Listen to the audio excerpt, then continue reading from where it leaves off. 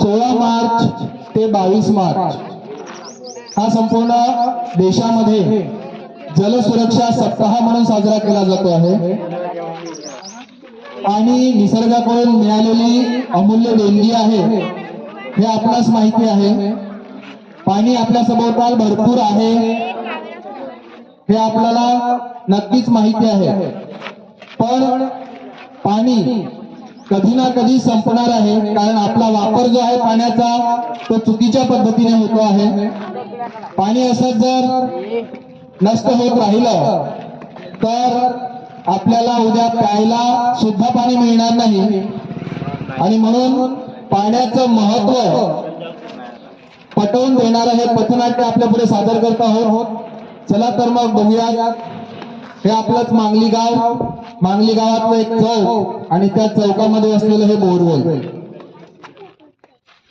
पाहूया कशा पद्धतीने आपण पाणी नाश करतो आहे ते। चला बघा, कोणीतरी एक बाई आलेली दिसत आहे, ती आपल्यासोबत भांडी कुंडी घेऊन आलेली आहे। तसं तर शासनाने प्रत्येकाच्या घरी नळ दिलेले आहेत, पण नळाचं टायमिंग जे आहे ते काही वेळेपुरतच असते आणि मग आपल्याला पाणी पुरत नाही, कारण आपल्याला एक एक झाकणं धुवायलाच एक एक बालटी पाणी लागतं। म्हणून आपण चौकात असलेलं 24 तास ज्यातनं पाणी मिळतं त्या बोरवेलवर येतोय। बघा, बाईने एक गडवा धुतला, एका गडव्यासाठी तिला एक बादली पाणी लागलं।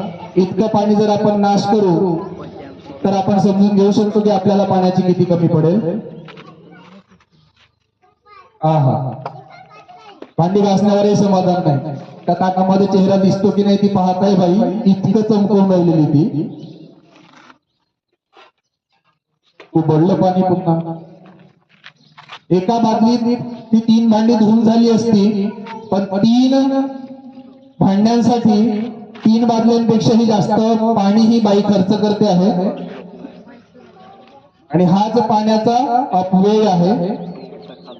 पुन्हा फेकलं पाणी।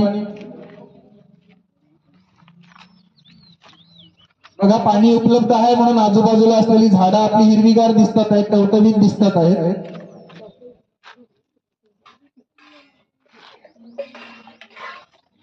बघा, या बाईने 3 भांड्यांसाठी 5 बादल्या पाणी खर्च केलेलं।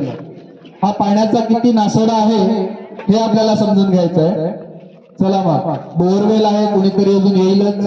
बघा आता ही कोण, अच्छा कपडे आणलेले आहेत,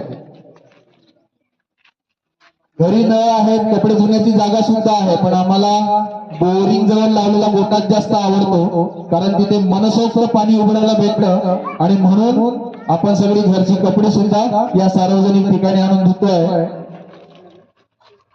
बघा, भांडेवालीने एका ग्लाससाठी 1 बादली पाणी खर्च केला, ही बाई सुद्धा एका दुपट्ट्यासाठी 2 बादल्या पाणी खर्च करून राहिलेली आहे। जे काम आपलं थोड्याशा पाण्यात होऊ शकतं त्यासाठी आपण खूप जास्त पाणी खर्च करतो आहे, आणि हा आपल्यासाठीचा फार मोठं नुकसान ठरणार आहे।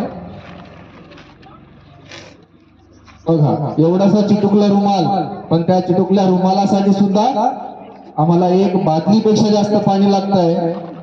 अरे अरे देवा, किती हा नासोडा। चला, घरची भांडी धुवून झाली, कपडे धुवून झाले सार्वजनिक ठिकाणी। आता पाहूया पाण्याचा वापर काय होतोय। हा कोण, अरे अरे अरे अरे अरे अरे, सगळे लोक पाहत आहेत, सगळ्याच ठिकाणी तुम्ही, अच्छा अच्छा, आंघोळ करायचे वाटतं या माणसात।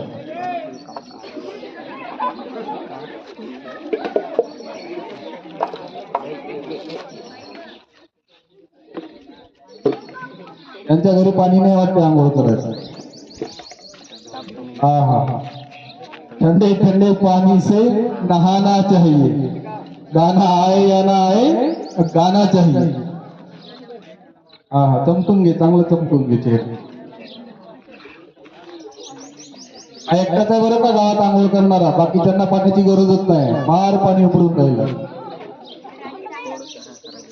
हा कोण अजून, घेतलं त्याचं पाणी उघडून, पाण्यासाठीचा झगडा। अरे अरे अरे अरे अरे, असं नका करू, माझं पाणी कोण घेतलं तू।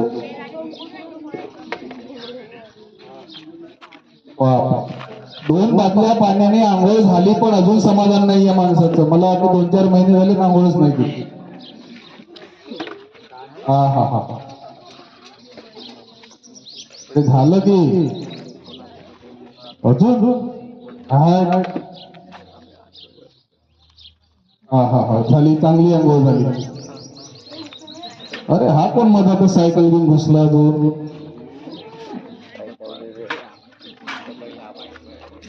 अच्छा सायकलही धुवायला आम्हाला नळाचं पाणीच पाहिजे.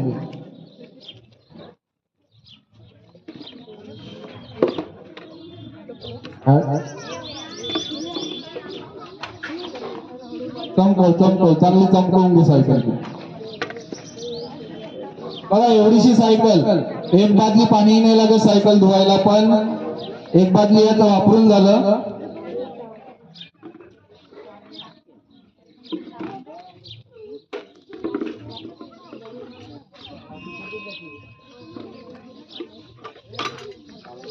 दोन बदल्या खर्ची घातले त्याने पाणी.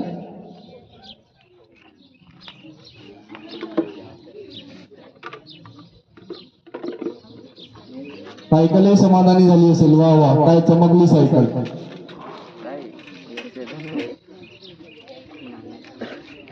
अरे आता हा कोण शेतकरी दिसतोय. अच्छा बैल घेऊन आलेला आहे हा. कदाचित याच्या बैलांना तहान लागली असेल.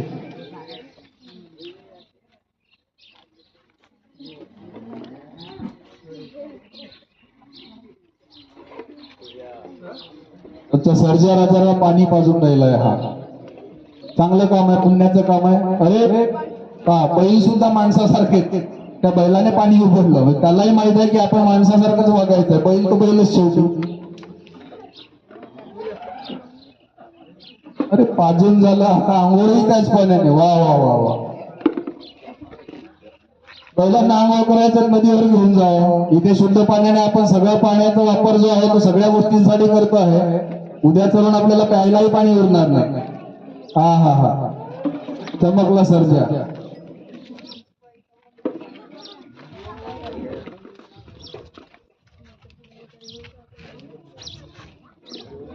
आता रोवणीची सीजन आहे. बैल पठा मारून मारून भरले होते म्हणून याने धुवून काढले चांगले.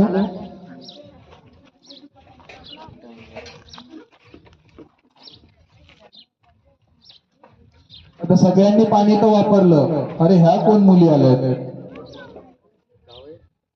अरे मांगली तरीला पाहुण्या दिसतात आहेत. यांना तहान लागली, पाणी कुणी देऊन नाही राहिलं, त्या बोरिंगचं पाणी काढत आहेत. अरे पण हे काय, बोरिंग मधून पाणीच नाही येऊन राहिलं. अरे अरे अरे त्यांना पाणीच नाही मिळालं, त्या पाण्यामुळे बेशुद्ध पडलेले आहेत.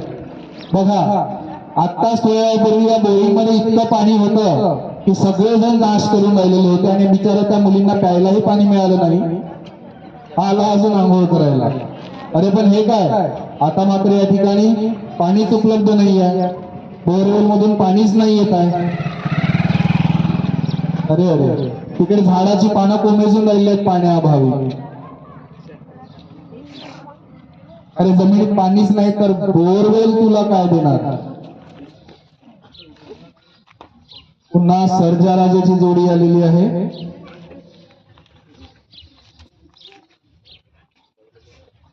पाहुयात आता बोरवेलला तर पाणी नाही, तो काय पाजेल त्या. अरे अरे देवा, बैलांना प्यायला सुद्धा पाणी उरलं नाही. अरे अरे अरे त्याची बैल सुद्धा जोडी बेहोश झालेली आहे. आता कसं करायचं. बस संपूर्ण गायकवाडी मंडळींना हेच आम्हाला सांगायचं आहे या पथनाट्याच्या माध्यमातून की आपल्याकडे सध्या पाणी उपलब्ध आहे, पण जसा जसा उन्हाळा वाढतो आहे, उन्हाचे चटके बसतात आहे, तेव्हा पाण्याची पातळी जी आहे ती खाली होत जाते आणि आपल्याला पाणी मुबलक प्रमाणात मिळत नाहीये.